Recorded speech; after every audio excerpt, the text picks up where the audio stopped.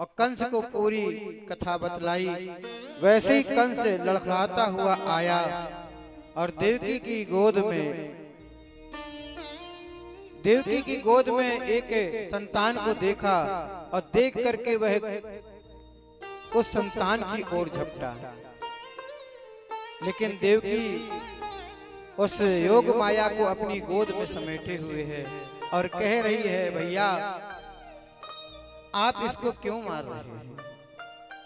अरे ये तो पुत्री है, यह तो बेटी है, यह तो स्त्री है और स्त्री अबला होती है। आप जैसे वीर का ये क्या बिगाड़ पाएगी? इसलिए आप इसको मारिए मत, उसको रहने दीजिए, छोड़ दीजिए भैया। आपने मेरे एक नहीं, दो नहीं, 6 पुत्रों की हत्या कर दी है, लेकिन मैंने आपसे कुछ भी नहीं कहा। आज ये देवकी इस पुत्री की भीख मांगती है।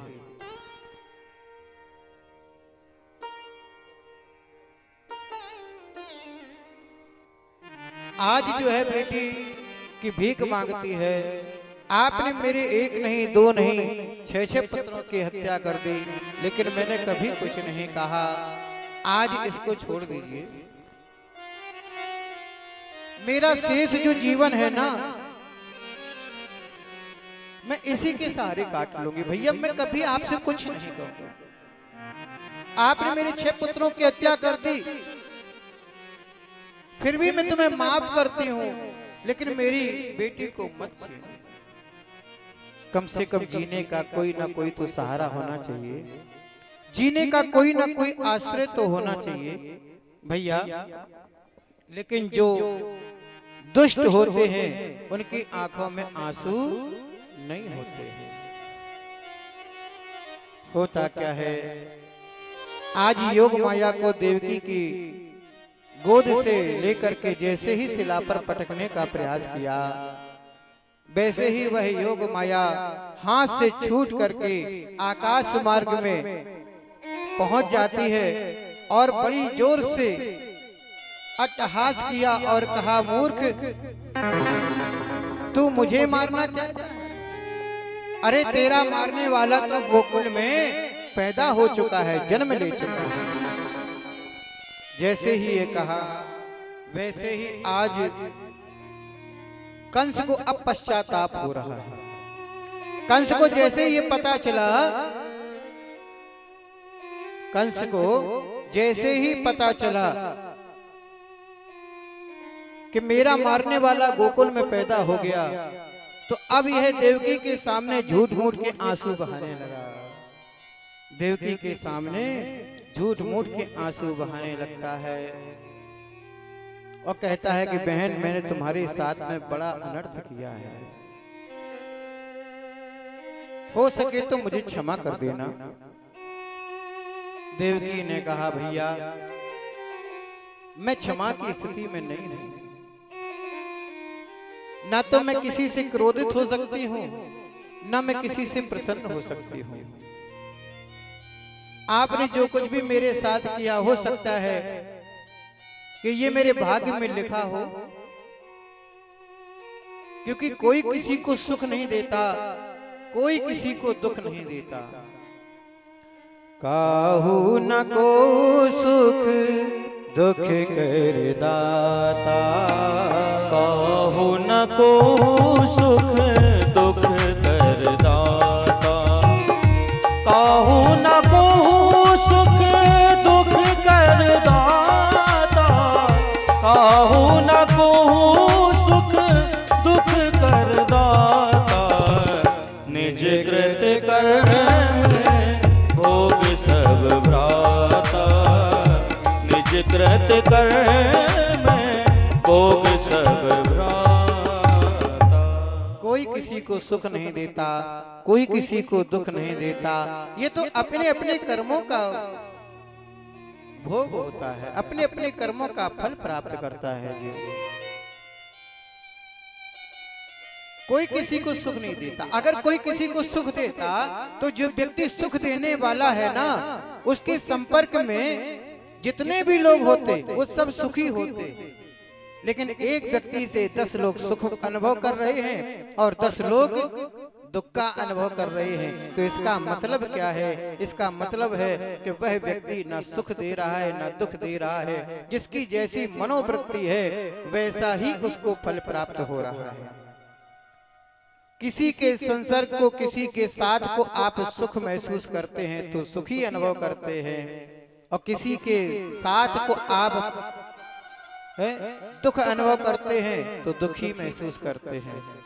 तो कोई किसी को सुख दुख नहीं देता। जो मेरे प्रारब्ध में था, जो मेरे भाग्य में था, वही मुझको प्राप्त हुआ।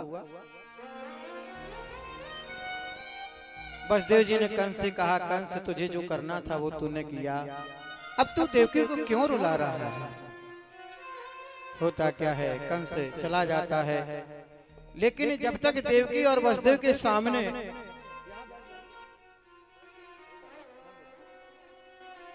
जब तक वसुदेव और देवकी के सामने रहा तब तक तो इसकी बुद्धि शुद्ध रही, लेकिन जैसे ही वसुदेव और देवकी के सामने से आकर के मंत्रिमंडल में आया वैसे ही इसकी बुद्धि खराब हो गई। मंत्रिमंडल की बैठक बुलाई गई और विचार विमर्श किया गया कि आज की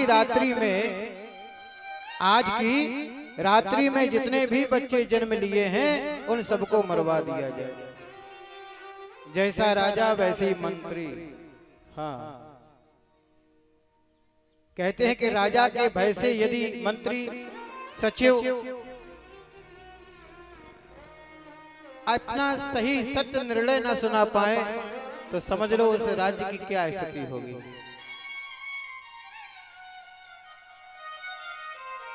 एक राजा जी थे, उन्होंने बैगन का साग खाया, उनको बड़ा अच्छा लगा। दरबार में मंत्री से कहा, मंत्री बैगन का साग तो बहुत अच्छा होता है, बैगन की सब्जी तो बहुत अच्छी होती है। और तहसील मंत्री बोले, हाँ सरकार ठीक कह रहे हो, इसीलिए तो भगवान ने उसके जो है सिर पे ताज रखा हुआ है, ताज मुकुट पहनाया हुआ है। बैगन को आप देखिए तो उसमें एक डंडी लगी रहती है ना।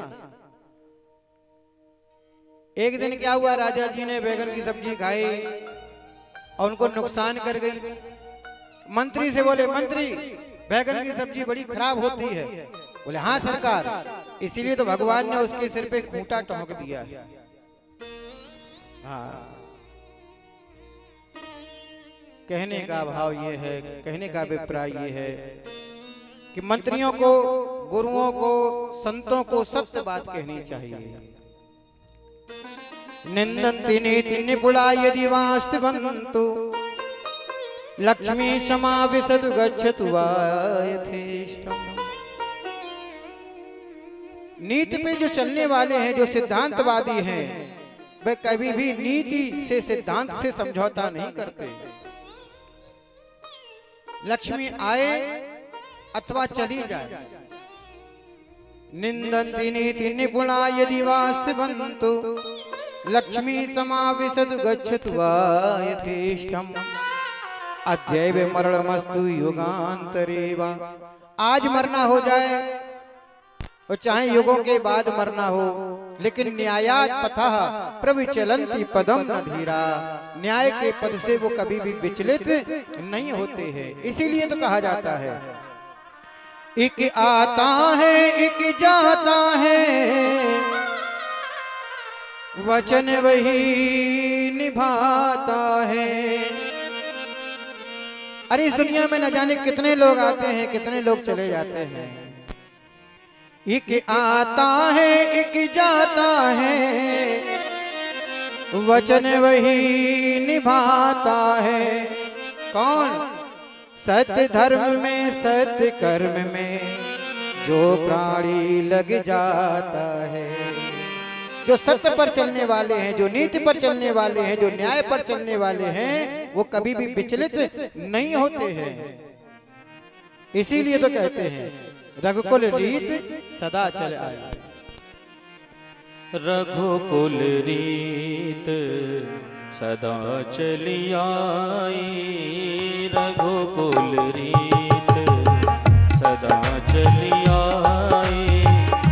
प्राण जाए पर बचन न जाए, प्राण जाए पर बचन न जाए।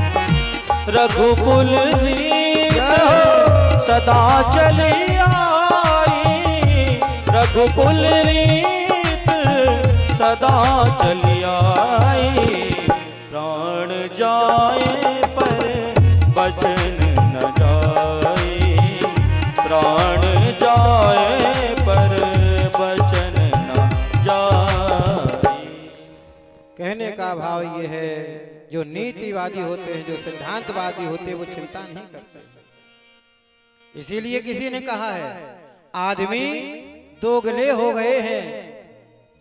किसी कवि की ये कल्पना है, कवि का कहना है आदमी दोगले हो गए हैं इसलिए खोखले हो गए हैं, और जो जीते हैं आत्मसम्मान से उनके घर घोंसले हो गए हैं। कहने का भाव ये है, ये दुनिया मुसाफिर खाना है, इसमें मुसाफिर रहते हैं, मुसाफिर खाना रहता है यहाँ, मुसाफिर बदलते रहते हैं। ओ भोले मानो पागल तू, क्यों वरदानों पर मरता है। अरे भोले मानव, तो क्यों वरदानों के चक्कर में पड़ता है। वरदान तो भगवान का ही खिलौना है। पहले भगवान भक्त को, साधक को खिलौने में उलझाते हैं, वरदान देते हैं। कहते हैं ना वरदान मांग लो क्या चाहते हैं। लेकिन जो साधक कहता है कि नहीं मुझे खिलौना नहीं चाहिए, मुझे वरदान नहीं चाहिए, मुझे तो आप ही चाहिए, मुझे तो आप ही चाहिए, तो फिर भगवान उसको प्राप्त हो जाते हैं। ऐसे समझ लो जैसे कोई माँ अपने बच्चे को बुलावा नहीं ले जाना